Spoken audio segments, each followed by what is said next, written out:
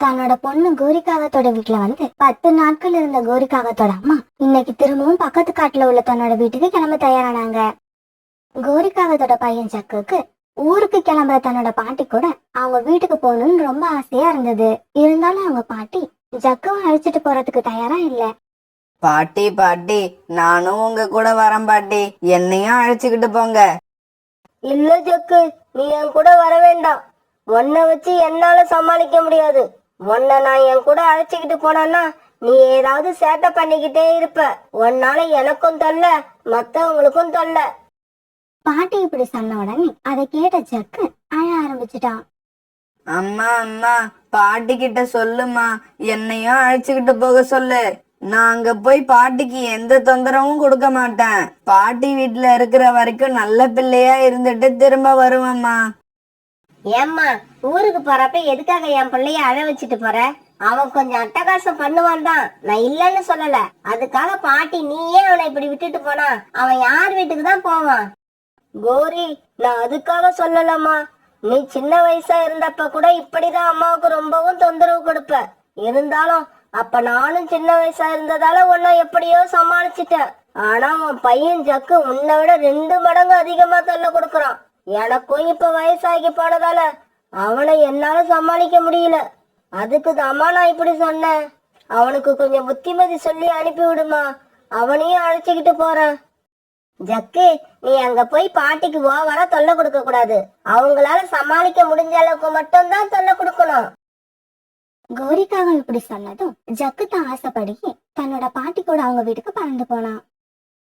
இப்படி பறந்து போன இவங்க 2 பேரும் சாயங்காலத்துக்கு முன்னாடியே தங்களுடைய வீட்டுக்கு போய் சேர்ந்தாங்க. பாட்டி பாட்டி, எனக்கு ரொம்ப தாகமா இருக்கு. நான் போய் நதியில தண்ணி குடிச்சிட்டு வரேன். ஜக்கு, போய் தண்ணி குடிச்சிட்டு வா. ஆனா நதிக்கரையில இருக்கிற பறவைகள் யார்கிட்டயும் சண்டை வளர்க்க கூடாது. இல்ல பாட்டி, அப்படி செய்ய மாட்டேன். தண்ணீர் குடிச்சிட்டு உடனே திரும்பி வந்துருவேன். இப்படி சொன்ன ஜக்கு பிறகு நதியை நோக்கி பறந்து போனான். ஜக்கு இப்படி பறந்து போயிட்டு இருக்கும் பொழுது ஒரு மரத்துல குக்கும் ராஜியும் உட்கார்ந்து இருக்கிறத பார்த்தான். உடனே அவங்க கிட்ட போன ஜக்கு முன்னால உட்கார்ந்து இருந்த ராஜிய மரத்துல இருந்து கீழே தள்ளி விட்டுட்டு அங்க இருந்து வேகமா பறந்து போயிட்டான். இத கொஞ்சம் கூட எதிர்பார்க்காத ராஜி தன்னை தள்ளி விட்டது யாருன்னே தெரியாம மரத்துல இருந்து தலை குப்புற கீழே விழுந்துட்டான். இத பார்த்த குக்கு உடனே பறந்து கீழே விழுந்து கிடந்த ராஜி கிட்ட போனான். குக்கு, எதுக்காக என்ன தள்ளி விட்ட? நான் பேசாம தானே உட்கார்ந்து இருந்தேன். ராஜி, உன்னை நான் தள்ளி விடல. ஜக்கு தான் வந்து தள்ளி விட்டுட்டு பறந்து போயிட்டான். பொய் சொல்லாத, ஜக்கு வரவே இல்ல. நீ தான் என்ன தள்ளி விட்ட. இப்படி சொன்ன ராஜி பிறகு அழுதுகிட்டே தன்னோட வீட்டுக்கு பறந்து போனான். சோனாக்கா, உங்க பையன் குக்கு இன்னைக்கு மரத்து மேல இருந்து என் பையன் ராஜிய கீழே தள்ளி விட்டுட்டான். அவனுக்கு கால்ல நல்லா அடிபட்டு இருக்கு. ராணிபுரா இப்படி சோனா குருவி கிட்ட குக்குவை பத்தி கம்ப்ளைண்ட் பண்ணிட்டு இருக்கும் போது குக்கும் உள்ள வந்தான். குக்கு, ராஜி இன்னைக்கு மரத்துல இருந்து கீழே தள்ளி விட்டியா? அம்மா, நான் தள்ளி விடலம்மா. நானும் ராஜு மரத்து மேல உட்கார்ந்து இருக்கும் போது ஜக்கு பறந்து வந்து ராஜி கீழே தள்ளி விட்டுட்டு உடனே பறந்து போயிட்டான். குக்கு, நீ சொல்றது உண்மைதானே? இதுல பொய் எதுவும் இல்லையே? இல்லம்மா, ஜக்கு இப்ப அவங்க பாட்டி வீட்டுக்கு வந்திருக்கான். அவன் தான் ராஜிய மரத்துல இருந்து கீழே தள்ளி விட்டான். அன்னைக்கு சாயங்காலம் ஜக்கு தன்னோட பாட்டி வீட்டுக்கு திரும்பி வந்தான். ஏண்டா ஜக்கு, எங்க போயிட்டு வர? தண்ணி குடிச்சிட்டு உடனே திரும்பி வரன்னு சொல்லிட்டு போன நீ இப்பதான் வீட்டுக்குள்ள வர. யாரு கூடவும் எந்த பிரச்சனையும் இல்லல்ல? இல்ல பாட்டி, நான் எந்த பிரச்சனையும் பண்ணல. குக்கு தான் ராஜுவ மரத்துல இருந்து கீழே தள்ளி விட்டுட்டான். அப்புறம் ராஜுக்கு ஹெல்ப் பண்ணி நான் தான் கொண்டு போய் வீட்டுல விட்டுட்டு வந்தேன். அப்படியா? இப்படிதான் ஜக்கு இருக்கணும். என்னோட பேரை முன்ன மாதிரி கிடையாது. ரொம்பவும் நல்லவனாயிட்டான். இப்படியே சில நாட்கள் நகர்ந்துச்சு. ஜக்கு, காலையிலேயே எங்கடா கிளம்பிட்ட? பாட்டி, குக்கு கூட போய் நான் விளையாட போறேன். சீக்கிரமா வந்துருவேன். இப்படி சொன்ன ஜக்கு வீட்டுல இருந்து பறந்து போய் வெளியில ஒரு இடத்துல உட்கார்ந்துருக்க குக்கு பக்கத்துல போய் உட்கார்ந்தான். குக்கு, வா, நாம ரீட்டா ஆண்டியோட ஆப்பிள் தோட்டத்துக்கு போய் ஆப்பிள் சாப்பிட்டுட்டு வருவோம். ரீட்டா ஆண்டியை ஏமாத்திட்டு ஆப்பிள் சாப்பிட்டுட்டு வந்தா அவ்வளவு ஜாலியா இருக்கும். இல்ல ஜக்கு, நான் அங்க வரல. மத்தவங்க தோட்டத்துல தெரியாம திருடி திங்கிறது தப்பு. இப்படி சொன்ன உடனே ஜக்குவுக்கு கோபம் வந்துருச்சு. திருடி திங்கிறத தப்பு நான் சொல்றேன், இப்படி சொன்னது தப்புன்னு நீ நினைச்சு நினைச்சு அழணும். அந்த மாதிரி இன்னைக்கு உனக்கு ஒரு தண்டனை கொடுக்க போறேன் பாரு. இந்த மாதிரி யோசிச்ச ஜக்கு பிறகு இப்படி பேச ஆரம்பித்தான். குக்கு, அப்புறம் இன்னும் ஒரு விஷயம். இன்னைக்கு நம்ம காட்டோட கடைசியில இருக்கிற குகைக்குள்ள போய் விளையாண்டுகிட்டு இருந்தேன். அப்ப அங்க உள்ள சிலந்தி வலையில ஒரு தும்பி மாட்டிக்கிட்டு துடிச்சுக்கிட்டு இருந்தது. வீட்டுக்கு திரும்புறப்ப அந்த தும்பிய விடுதலை பண்ணணும்னு நினைச்சேன். ஆனா பாரு, மறந்துட்டு வந்துட்டேன். இப்ப நீயும் வரியா? நாம போய் அந்த தும்பிய சிலந்தி வலையில இருந்து விடுவிச்சிட்டு வருவோம். ஜக்கு இப்படி சொன்ன உடனே அதை உண்மைன்னு நம்பின குக்கு பிறகு ஜக்கு கூட அந்த குகையை நோக்கி பறந்து போனான். என்ன குக்கு, வாசல்லே நின்னு பார்த்தா எப்படி தெரியும்? உள்ள போய் பாரு. ஜக்கு இப்படி சொல்ல குக்கு உடனே குகைக்குள்ள போய் அங்க உள்ள சிலந்தி கூடுகள்ல தும்பிய தேட ஆரம்பிச்சான். அந்த சமயத்துல ஜக்கு ஒரு பெரிய கல்லை நகர்த்தி வச்சு குகையோட வாசல மூடிட்டான். ஜக்கு, எதுக்காக குகையோட வாசலை மூடின? சீக்கிரமா திறந்து விடு, எனக்கு ரொம்ப பயமா இருக்கு. என்ன குக்கு, பயமா இருக்கா? நான் உன்னை ஆப்பிள் சாப்பிட கூட்டதுக்கு நீ என்ன சொன்ன? ஆப்பிள திருடி சாப்பிடுறது தப்புன்னு திமிரா சொன்னல, அதுக்கான தண்டனை தான் இது. இப்படி சொன்ன ஜக்கு பிறகு அங்க இருந்து பறந்து போயிட்டான். அன்னைக்கு சாயங்காலம் ஆச்சு. சாயங்காலம் ஆகிறதுக்கு முன்னாடியே எப்பவும் வீட்டுக்கு வந்து சேர குக்கு இன்னைக்கு சாயங்காலம் ஆகியும் வராதால சோனா குருவி தான் பையன் குக்குவை தேட ஆரம்பிச்சது. குக்கு ஏன் இன்னும் வீட்டுக்கு வரல, எனக்கு என்னவோ பயமா இருக்கு. இப்படி நினைச்ச சோனா குருவி புறா கிட்ட போச்சு. புறாண்ணா, என் பையன் குக்குவை பாத்தீங்களா? இல்ல சோனா, இன்னைக்கு காலையில இருந்து நான் எங்கேயும் வெளியில கிளம்பவே இல்ல. நான், என்னோட மனைவி, என் மகன் ராஜி 3 பேருமே வீட்டுல தான் இருக்கோம். பிறகு சோனா குருவி ரீட்டா கிளியோட ஆப்பிள் தோட்டத்துக்கு போச்சு. சோனா, இன்னைக்கு காலையில இருந்து குக்கு இங்க வரவே இல்ல. ஆனா ஜக்கு வந்து ஆப்பிள் பழங்களை திருட பார்த்தான். நான் அவனை அடிச்சு விரட்டி விட்டுட்டேன். சோனா குருவிக்கு ஜக்கு தன்னோட பாட்டி வீட்டுக்கு வந்திருக்காது அப்பதான் ஞாபகத்துக்கு வந்துச்சு. உடனே சோனா குருவி ஜக்கு கூட பாட்டி வீட்டுக்கு பறந்து போச்சு. ஜக்கு, என் பையன் குக்கு இது வரைக்கும் வீட்டுக்கு வரல, நீ அவனை எங்கேயாவது பாத்தியா? இல்ல ஆண்டி, நான் அவனை பார்க்கவே இல்ல. டேய் ஜக்கு, உண்மைய சொல்லு, பொய் சொல்லாத. காலையில குக்குவ பார்க்க போறேன்னு என்கிட்ட சொல்லிட்டு தானே போன. வந்து வந்து நான் உண்மையதான் சொல்றேன், அவனை பார்க்கவே இல்ல. ஜக்கு இப்படி தடுமாறி பதில் சொன்னதால ஜக்குவோட பாட்டிக்கு அவன் மேல சந்தேகம் வந்துருச்சு. இதனால பாட்டி பக்கத்துல இருந்த வாக்கிங் ஸ்டிக்க கையில எடுத்துக்கிட்டாங்க. டேய் குக்கு, உண்மைய சொல்லு. இப்படி உண்மைய சொல்லல, இந்த குச்சி உடைஞ்சு போற வரைக்கும் உன்னை அடிப்பேன். பாட்டி, என்ன அடிக்காதீங்க, நான் உண்மைய சொல்லிடுறேன். குக்குவை நான் தான் இந்த காட்டோட கடைசியில இருக்கிற குகையில அடைச்சு வச்சிருக்கேன். ஜக்கு இப்படி சொன்னதை கேட்ட உடனே சோனா குருவி எதுவுமே பதில் சொல்லாம குகையை நோக்கி அழுதுகிட்டே வேகமா பறந்து போச்சு. காப்பாத்துங்க, என்ன காப்பாத்துங்க, யாராவது வந்து என்ன காப்பாத்துங்க. குக்கு, அம்மா வந்துட்டேன்டா. குக்கு, அம்மா வந்துட்டேன்டா, பயப்படாம இரு. இப்படி சொன்ன சோனா குருவி பிறகு குகையோட வாசல்ல அடைச்சுக்கிட்டு இருந்த கல்லை நகர்த்தி குக்குவை வெளியில கொண்டு வந்தது. அம்மா அம்மா, ஜக்கு என்கிட்ட இந்த குகையில ஒரு தும்பி சிலந்தி வலையில மாட்டிக்கிட்டு இருக்குன்னு பொய் சொல்லி என்னை அழைச்சிக்கிட்டு வந்து குகைக்குள்ள விட்டுட்டு வாசலை மூடிட்டு போயிட்டான். அழாத குக்கு, அழாத. இதுக்கப்புறம் இந்த மாதிரி பறவைகள் கூட நீ பேசவே கூடாது. ஜக்கு, நீ செய்யற செயல்களோட விளைவு என்னன்னு உனக்கு தெரிய மாட்டேங்குது. குக்குக்கு மட்டும் ஏதாவது ஒண்ணு ஆயிருந்தா காட்டுல உள்ள பறவைகள் எல்லாம் சேர்ந்து நம்மள என்ன பண்ணுவாங்கன்னே சொல்ல முடியாது. பாட்டி, உங்களுக்கு தெரியாது, திருடி சாப்பிடுறது தப்புன்னு என்ன ரொம்ப இன்சல்ட் பண்ணிட்டான். அதனாலதான் நான் அப்படி செஞ்சேன். ஜக்கு, நாளைக்கு காலையில வேலையா உன்னை கொண்டு போய் உங்க அம்மா கிட்ட விட்டுட்டு வந்தாதான் என்னால நிம்மதியா இருக்க முடியும். நாளைக்கு ஊருக்கு கிளம்புறதுக்கு தயாராயிரு. அன்னைக்கு சாயங்காலம் பாட்டி தூங்கிட்டு இருக்கும் போது ஜக்கு மறுபடியும் வீட்டை விட்டு வெளியே கிளம்பி வந்தான்.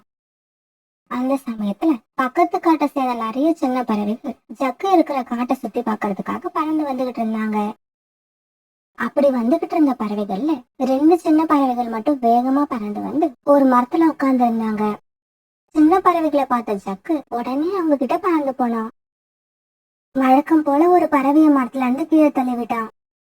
பிறகு உடனே அங்கிருந்து கிளம்பி தன்னோட வீட்டுக்கு பறந்து வர ஆரம்பிச்சான். ஆனா இதையெல்லாம் பின்னாடி வந்த எல்லா பறவைகளும் பார்த்துட்டாங்க. அங்க பாருங்க, நம்ம பப்ளுவ ஒரு காகம் மரத்துல இருந்து கீழே தள்ளி விட்டுட்டு பறந்து போகுது. பிறகு ஜக்கு பின்னாடியே பறந்து வந்த அந்த பறவைகள் ஒரு இடத்துல ஜக்குவை பிடிச்சு அடிக்க ஆரம்பிச்சாங்க. அப்ப அந்த இடத்துல ரீட்டா, கிளி, புறா, ஜம்ஜம் இப்படி நிறைய பறவைகள் இருந்தாங்க. ஆனா அவங்க எல்லாருமே ஜக்கு அடி வாங்காத வேடிக்கை பார்த்தாங்களே தவிர கிட்ட போகவே இல்லை. ஜக்கு இப்படி அடி வாங்கிட்டு இருக்கதை கேள்விப்பட்ட அவனோட பாட்டி உடனே அந்த இடத்துக்கு பறந்து வந்தாங்க. ஆனா அவங்க வரத்துக்குள்ள ஜக்குவை அடிச்ச பறவைகள் எல்லாம் அந்த இடத்த விட்டு பறந்து போயிட்டாங்க. ஜக்கு மட்டும்தான் அதே இடத்துல ரத்த காயங்களோட அழுதுகிட்டு இருந்தான். பாட்டி, என்னை அடிச்சத எல்லா பறவைகளும் உக்காந்து வேடிக்கை பார்த்துக்கிட்டு இருந்தாங்களே தவிர யாரும் எனக்கு சப்போர்ட் பண்ணவே இல்ல. என்னை காப்பாத்தவும் முயற்சி பண்ணல. ஜக்கு, உன்ன மாதிரி அடுத்தவங்களுக்கு தொல்லை கொடுக்கிற பறவைகளுக்கு யாருமே உதவி பண்ண மாட்டாங்க.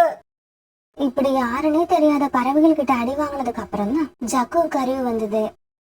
பாட்டி, இனிமே நான் யாருக்கும் தொந்தரவு கொடுக்க மாட்டேன். என்னை கொண்டு போய் எங்க அம்மா வீட்டுல விட்டுருங்க. மறுநாள் பொழுது விடிஞ்சிச்சு. பிறகு மறுநாள் காலையில ஜக்குவும் ஜக்குவோட பாட்டியும் ஊருக்கு கிளம்ப தயாரா வாசல்ல நின்னாங்க. அப்ப பக்கத்துல இருந்த மரத்துல சோனா குருவியும் அது பையன் குக்கும் உட்கார்ந்து இருந்தாங்க. குக்கு, நான் இன்னைக்கு ஊருக்கு கிளம்புறேன்.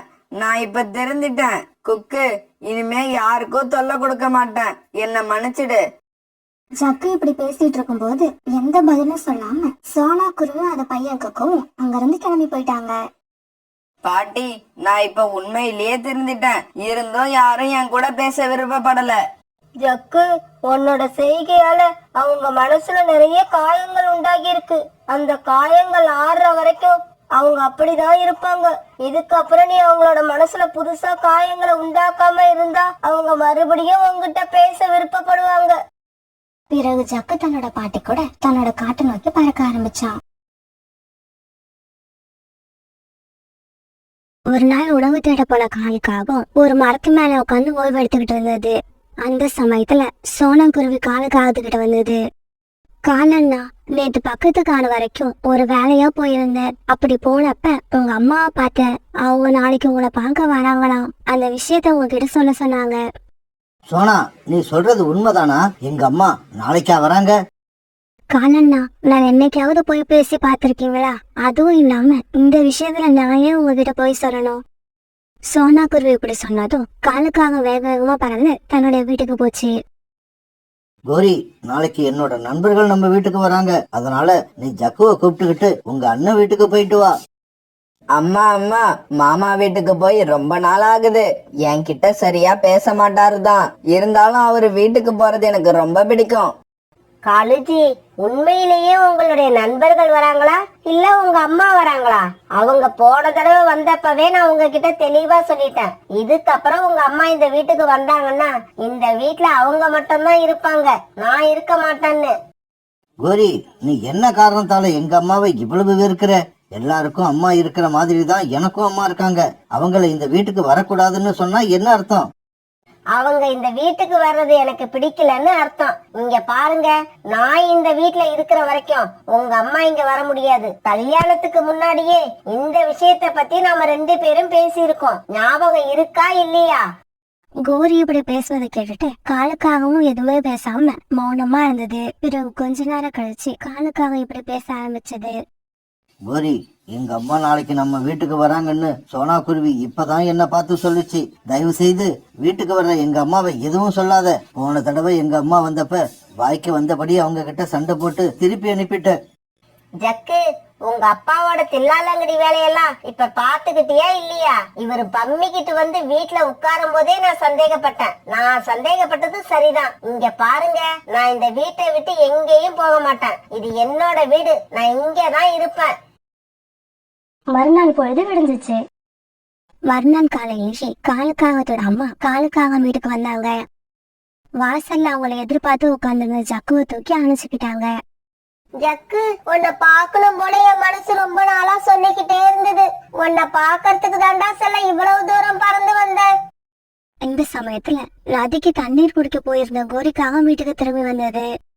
ஜக்கு, எதுக்கும் அவங்க பக்கத்துல போகாத, கொஞ்சம் தூரமாவே நில்லு. அவங்க உடம்புல என்னென்ன நோய் இருக்குன்னு யாருக்கு தெரியும்? இங்க பாரு கோரி, நான் உன்னை பார்க்கவே வரல. என் பேரனோட முகத்தை பார்க்கறதுக்காக தான் நான் இங்க வந்தேன். பேரனை தானே பார்க்க வந்தீங்க, பாத்துட்டீங்கல்ல, கிளம்புங்க. இப்படியே உங்களை வீட்டுக்குள்ள கூப்பிட்டு விருந்து போட்டு உபசரிப்பன்னு நினைக்காதீங்க. நீ ஒன்னும் எனக்கு விருந்து போட்டு உபசரிக்க வேண்டாம். இன்னைக்கு ஒரு நாள் ராத்திரி என் பேரன் கூட படுத்து தூங்கிட்டு காலையில எழுந்திருச்சு வீட்டுக்கு போயிடுறேன். அம்மா, இன்னைக்கு ராத்திரி நான் பாட்டி கூட தான் படுத்து தூங்குவேன். நீங்க ஏமா பாட்டிய பார்த்தா எப்பவும் சண்டை போட்டுக்கிட்டே இருக்கீங்க? இங்க பாருங்க, நான் சொன்னா சொன்னதுதான். இப்பவே கிளம்பி உங்க வீட்டுக்கு போயிடுங்க. இப்ப உங்க பையன் வந்தாருன்னா எங்களுக்குள்ள உங்களால பெரிய சண்டையே நடக்கும். ஆசைப்பட்டீங்கன்னா உட்காருங்க, நாங்க 2 பேரும் சண்டை போறத பாத்துட்டு போங்க. கோரியோட பேச்சு கேட்டதும் காணுக்காகத்தோட அம்மா அழ ஆரம்பிச்சாங்க. பிறகு எதுவுமே பேசாம அங்க இருந்து பறந்து போயிட்டாங்க. அவங்க போய் கொஞ்ச நேரத்துக்கெல்லாம் காணுக்காக தன்னோட வீட்டுக்கு திரும்பி வந்தது. அப்பா, நீங்க எங்கப்பா போயிருந்தீங்க? பாட்டி வந்திருந்தாங்க. ஆனா வழக்கம் போல அம்மா உங்களை நல்லா திட்டி திருப்பி அனுப்பிட்டாங்க. கோரி, உங்ககிட்ட நான் நேத்தே சொன்னனா இல்லையா, ஒரு நாள் ராத்திரி இந்த வீட்டுல எங்க அம்மா தங்கறதால உனக்கு என்ன ஆயிட போகுது? சும்மா பேரனை பாக்குறேன், என் பிள்ளைய பாக்குறேன்னு பொய் சொல்லிக்கிட்டு 3 வேளையும் மூக்க பிடிக்க சாப்பிட்டு போகலான்னு தான் உங்க அம்மா இங்க வராங்க. இங்க பாரு கோரி, எங்க அம்மா இருக்கிற வீடு கொஞ்சம் சின்ன வீடு தான். இருந்தாலும் சாப்பாட்டுக்கு வழி இல்லாம அவங்க ஒண்ணும் இல்ல. தான் பேர மேல வச்ச பாசத்தால தான் அவங்க நீ இவ்வளவு அவமானப்படுத்தியும் திரும்ப திரும்ப நம்ம வீட்டுக்கு வந்துகிட்டே இருக்காங்க. இப்படியே சில நாட்கள் நகர்ந்துச்சு. ஜக்கு இப்ப கொஞ்சம் பெரியவனா வளர்ந்துட்டான். அவனால இப்ப இடையில எங்கேயும் ஓய்வெடுக்காம ரொம்ப தூரம் பறக்க முடிஞ்சது. ஒரு நாள் இப்படி பறந்து வந்துகிட்டு இருந்த ஜக்கு பக்கத்து காட்டுல இருந்த தன்னோட பாட்டி வீட்டை தேடி கண்டுபிடிச்சு அங்க வந்துட்டான். தன்னோட பேரன் தனியா வந்ததை பார்த்துட்டு காலுக்காகத்தோட அம்மா ஆச்சரியப்பட்டு போனாங்க. ஜக்கு, நீ மட்டும் எப்படி தனியா வந்த? உனக்கு பாட்டி வீட்டுக்கு வர்றதுக்கான வழி தெரியுமா? பாட்டி, என்ன சின்ன குழந்தைன்னு நினைச்சுக்கிட்டு இருக்கீங்களா? இப்ப நான் நல்லா வளர்ந்துட்டேன், எனக்கு எல்லாம் தெரியும். இதுக்கப்புறம் நான் தனியாவே உங்க வீட்டுக்கு வந்துருவேன். பிறகு ஜக்குவை தன்னோட வீட்டுக்குள்ள அழைச்சிட்டு போன காலுக்காகத்தோட அம்மா அவனுக்கு இனிப்பை கொடுத்து சாப்பிட சொன்னாங்க. ஜக்கு, நீ இங்க வந்தது உங்க அம்மாவுக்கு தெரிஞ்சிடுச்சுன்னா உன்னை அடிப்பாளேன்னு எனக்கு பயமா இருக்கு. பாட்டி, பயப்படாதீங்க.